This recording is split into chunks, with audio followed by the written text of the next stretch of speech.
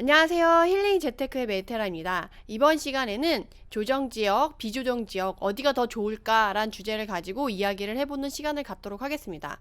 그리고 이번 영상은 제가 이번 이 내용만 넣은 게 아니고 그 불인이들이 좀 알면 좋을 내용을 한 두 가지 정도 좀 더 넣었어요. 한 개는 부동산 중개 수수료를 제대로 아끼는 방법이랑, 그리고 무주택자이신 분들이 이렇게 하면 큰일 나는 사례에 대해서 하나 예를 들어서 같이 얘기를 나눠보고, 그 외에도 이것저것 라방에서 좋은 얘기가 나왔던 거를 좀 편집해가지고 올려드렸으니까 한번 참고해 보시면 좋을 것 같습니다. 본격적인 내용에 앞서 공지 하나 드리자면, 현재 메디테라와 함께하는 지역 임장 스터디와 그 부동산 빅데이터를 활용하는 방법을 배우는 데이터 스터디 모집 중이니까 관심 있으신 분들의 많은 참여 부탁드립니다. 이제 전세를 내놓을 텐데 매도인이 전세 계약을 하는 게 맞나요? 매수인인 저가 전세 계약을 하는 게 맞나요? 둘 다 가능하다면 어떤 게 저한테 유리한가요? 이게 원칙적으로는 그러니까 세입자 입장에서는 매도자랑 전세 계약을 하는 것이 안전해요.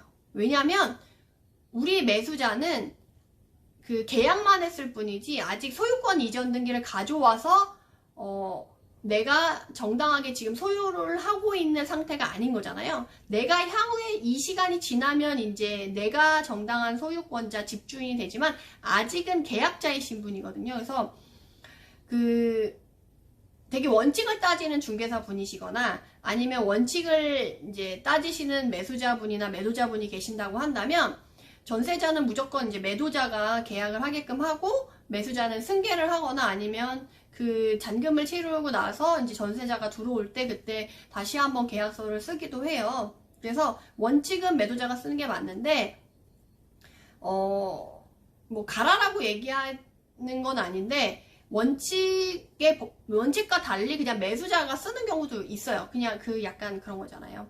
그러니까 현실과 원칙은 약간 다를 수 있는 거죠. 그래서 현실에서는 매수자가 전세 계약서를 쓰기도 해요. 저도 그렇게 많이 써봤어요.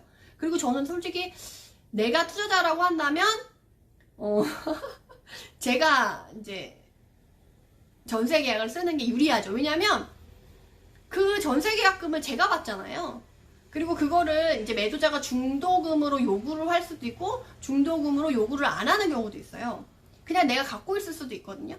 그러면 내가 운용 자금이 여유로워지는 거예요. 전세자의 계약금이 나한테 들어와 있음으로 인해서 내가 운용할 수 있는 자금이 더 커지고 여유가 있어서, 저 같은 경우는 계약할 때도 보통 10% 정도 걸잖아요. 계약금 자체, 그 계약서 쓸 때 계약금을 자체를. 근데 저는 운용 자금이라던가 이런 게 많이 묶이는 걸 싫어해가지고 5%만 보통 걸고 중도금도 해야 된다. 그러면 뭐 한 100만원, 200만원, 뭐 1000만원 뭐 이런 식으로 해가지고 일부만 넣어요. 그래서 최소한 묶이는 금액이 최소화되게끔 좀 하는 편인데, 이런 그 카이님이 질문 주신 게 사실 되게 그 갖다부터 논란이 되게 많이 될 수 있는 거여서 제가 천천히 설명을 많이 드리는 거예요. 그래서 투자하시면서 만약에 내가 매수자인데 좀 매도자가 그런 걸 따지지 않고 원칙을 따지지 않는 세입자랑 이제 중개인이 맞춰진다 그러면 그런 식으로 제가 계약금을 좀 운용할 수 있게끔 내가 계약서를 써도 된다. 그렇지만 원칙은 매도인이 쓰는 게 맞고, 중개사나 다른 사람들 걸 요구하면 내가 쓰는 걸 원하지만 뭐 그렇지 않다고 하면 내가 뭐 받아들일 수는 있다라는 식으로 해가지고 유도리 있게 현장에서 맞게 움직이시면 좋을 것 같아요.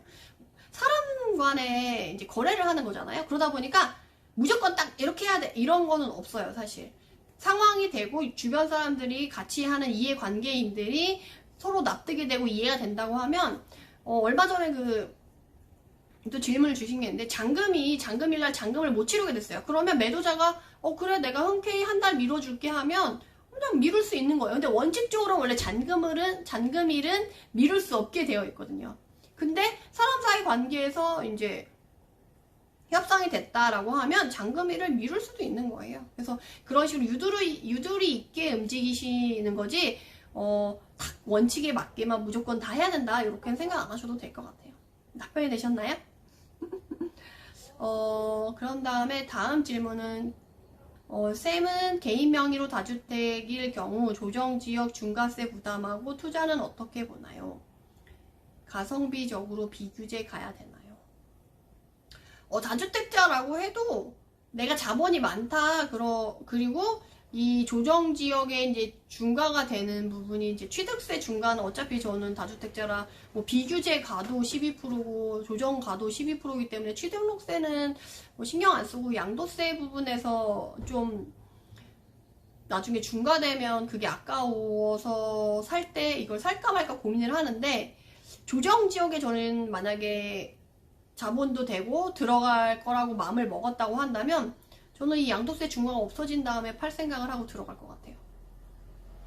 그래서 사실 투자를 할 때 여러분들이 제가 가성비를 따져야 된다. 그러니까 초보자는 특히나 돈이 별로 없는 사람 같은 경우는 이 가성비를 많이 따져서 해야지 경험도 잘 쌓고 좀 더 수익률 좋은 물건을 찾을 수 있어서 제가 항상 가성비를 따지고 여러 지역을 비교하고 물건을 비교하라고 말씀을 드리는데, 조정지역에 가치 있는 물건을 만약에 투자하려고 한다라고 하면 가성비만 너무 따지면 안 돼요. 그게 제가 가치 투자라고 하고 개수 투자라고 약간 단편적으로 구분을 해서 하는데, 개수 투자는 약간 단타로 여러 개에서 막 빨리빨리 이게 사고팔고 하면서 이제 짧게 먹고 나오는 물건이라고 한다면, 가치 투자는 이제 서울의 좋은 물건이라던가 이제 오래 가져갈 애 같은 경우는 이제 가치 투자라고 말씀을 드리는데, 이 가치 투자 같은 경우는 그런 식으로 미리 들어가서 내가 얘가 무르익을 때까지 오랫동안 기다릴 생각을 하는 거죠. 저도 이제 그런 애들은 임사를 다 걸었거든요.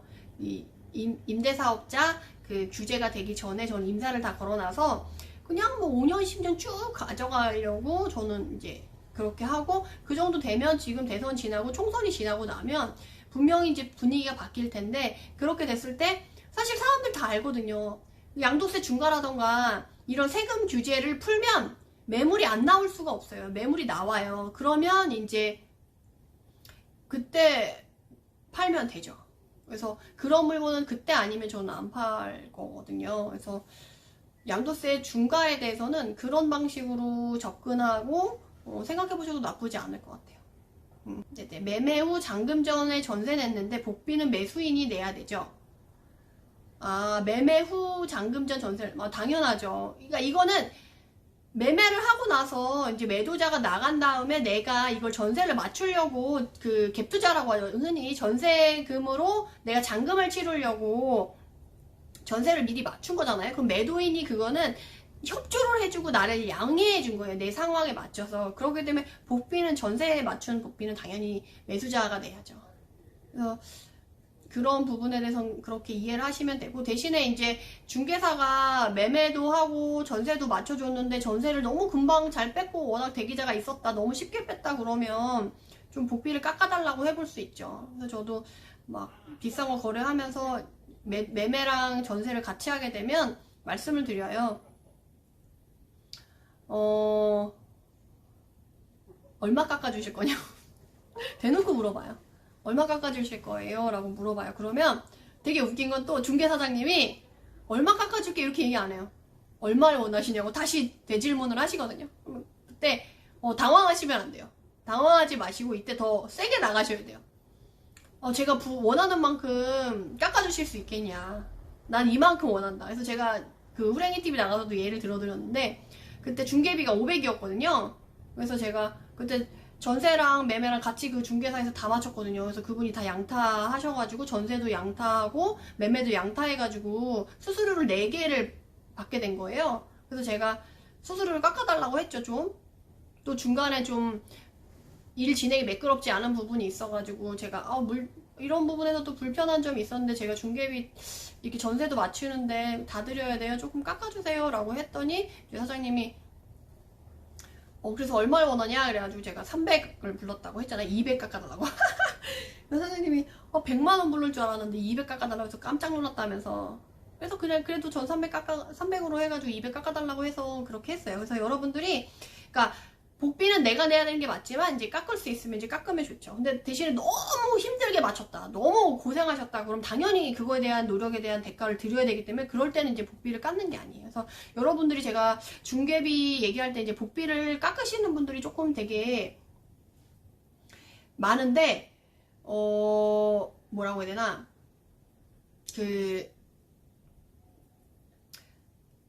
중개사장님한테 복비를 깎는 건 조금 조심하셔야 돼요. 왜냐면 매도를 할 때도 되게 능력 있는 사장님이라고 한다면 내 물건 가치에 맞게 되게 잘 팔아주실 텐데, 그런 식으로 복비를 많이 깎아버리면 너는 얘는 내가 이렇게 힘들게 해줘도 복비 잘 안 챙겨주는데, 내가 이렇게 열심히 해줘도 알아주지도 않는데 내가 굳이 그렇게 해줘야 돼? 이렇게 생각하시고 나서 이제 좀 잘 안 챙겨주실 수가 있어요. 그래서 사람 사이의 일이다 보니까 그분이 이제 열심히 한 것에 대한 거는 이제 보상을 이렇게 해드려야지, 나중에 내가, 그러니까 뭐 1, 20만 원 복비 아끼자고 막 몇천만 원 내 물건을 잘 받아주고 이런 부분을 놓칠 수가 있기 때문에, 어떤 게 내가 더 이득이 되냐를 판단하셔가지고 복비를 깎을 거냐, 아니면 관계를 잘 이어가가지고 나중에 팔 때 내가 1,000만 원, 2,000만 원 더 받고 팔 수 있게 조율을 잘 해주게끔 이제 분위기를, 관계를 만들어 갈 거냐라는 거를 생각해 보시면 좋을 것 같아요. 이해되셨죠? 안녕하세요. 완전 생초봉인데 공부하고자 가입하셨다고. 네, 현재 무주택 세대원이고 구입하게 되면 생애 최초 구매라고. 어머, 완전 좋네요. 서민 실수요자로 대출받아서 구매하게 되면 2년 실거주하고 비과세 받는 걸로 알고 있는데, 혹시 실거주로 하지 않는 방법도 있나요? 만약 전세에 낀 물건을 구매해도 실거주로 해야 하나요? 너무 초보적인 질문. 실거주로 해야 되는데, 이게 대출을 받으면 제가 알기로 이제 지역마다 좀 틀리긴 한데, 그 대출을 받을 때 그 대출 상담사한테 확인을 해보셔야지 더 정확한 부분이긴 한데, 대출을 받을 때 내가 6개월 이내에 전입을 해야 되는지 안 해야 되는지를 미리 물어보셔야 돼요. 그러니까 이 대출을 받는 것 자체에 그 상품마다 조건이 있거든요. 그래서 6개월 이내에 전입을 해야 되는 조건이면 전세 낀 물건을 사면 안 되죠. 전세자를 내보낼 수가 없는데, 갱신 청구권. 그러니까 이게 대출 규제랑 갱신 청구권 이거랑 상충이 되는 거예요. 그래서 이게 상충이 되지 않는 물건 안에서 그렇게 움직일 걸 계획해서 투자를 하시거나 이제 집을 사셔야지, 이런 거 생각 안 하시고 하셨다간 진짜 크게 낭패 보시거든요. 그래서 이제 준비 안 하고 잘못 투자하거나 집을 샀다가 오히려 계약금만 날리고 대출도 못 받게 돼서 계약금만 날리고 막 이렇게 되면 시작도 하기 전에 이제 기운이 많이 빠지고 나는 여기랑 안 맞아 하면서 정말 해보지도 않고 발을 빼게 될 수가 있거든요. 이게 제일 안 좋은 거라고 저는 생각이 들어요. 그래서 만약에 내가 자신이 없다 그러면 이제 빠릿빠릿하게 이렇게 정보를 흡수하지 못하다 그러면 차분차분히 공부하신 다음에 이제 차분히 준비하셔도 돼요. 제가 항상 말씀드리지만, 돈이랑, 그러니까 투자금이랑 명의가 없지, 솔직히 투자 물건이라던가 내 집 마련할 집이 없어서 투자를 못하거나 집을 못 사진 않거든요. 물론 지금 뭐 매물이 없어요 라고 하지만 사실 매물이 1도 없는 건 아니거든요. 한 개도 없는 건 아니에요. 다만 내가 원하는 가격대의 매물이 없을 뿐인 거죠.